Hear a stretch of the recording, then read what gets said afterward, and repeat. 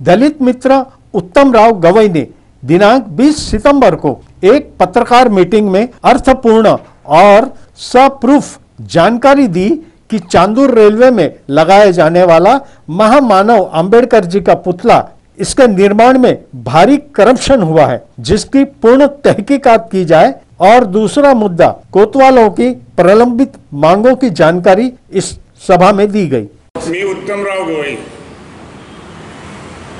महाराष्ट्र राज्य कोतवाल संयुक्त संघर्ष समितीचा अध्यक्ष आणि चांदूर रेल्वे येथील डॉक्टर बाबा पुतळा समितीचा अध्यक्ष या नात्याने आपणास माझे निवेदन सादर करतो। चांदूर येथील डॉक्टर बाबासाहेब आंबेडकरांच्या पुतळ्याचं बांधकाम सुरू आहे। भारतात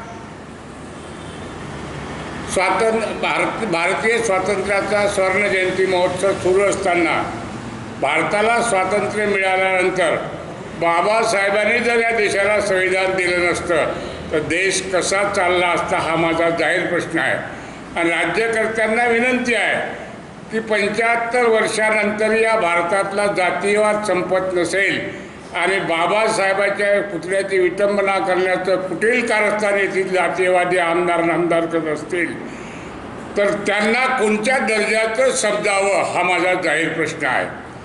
आणि पुतळ्याच्या बांधकामाची होत असलेला घोटाळा, भ्रष्टाचार, विटंबना, विद्रुपीकरण याची चौकशी माननीय जिल्हाधिकाऱ्यांनी आपल्या अध्यक्षतेखाली पुतळा समितीच्या माध्यमातून केलीच पाहिजे। अन्यथा येणाऱ्या डॉक्टर बाबासाहेब आंबेडकरांच्या रिपब्लिकन पक्षाच्या स्थापना दिन 3 ऑक्टोबर आणि 5 ऑक्टोबरला होणारा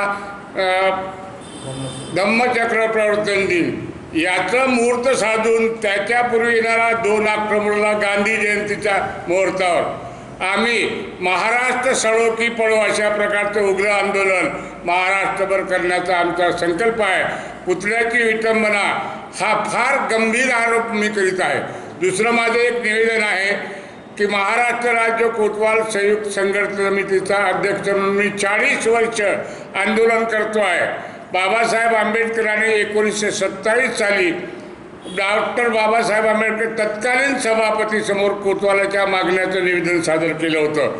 महाराष्ट्र राज्यात जे कोतवाल आहेत ज्यांनी तुमची जन्मकुंडली लिहिली आहे, तो मुख्यमंत्री असो, पंतप्रधान असो, कोतवाल बुकाच्या नकलेला सुप्रीम कोर्टातही मान्य आहे।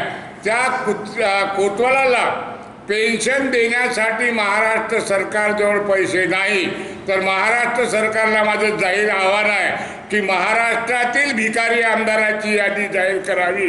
ज्या आमदारांना केवळ 5 वर्ष राहिल्यानंतर जर तुम्ही पेन्शन, फॅमिली पेन्शन देत असाल तर त्या आमदार कोणत्या दर्जाचे कर्मचारी आहेत हे गव्हर्नमेंटने घोषित करावं। जर गव्हर्नमेंट कर्मचाऱ्याला 20-25 वर्ष नोकरी झाल्याशिवाय पेन्शन मिळत नसेल तर आमदारांना पेन्शन गोरगरीब जनतेच्या रूपातून, कराच्या रूपातून वसूल केलेल्या पैशात जर तुम्ही वाटत असाल तर तुमच्यासारखे नालायक राज्यकर्ते कोणीच नाही असा माझा आरोप आहे। समाचार संकलन अशोक भाई जोशी।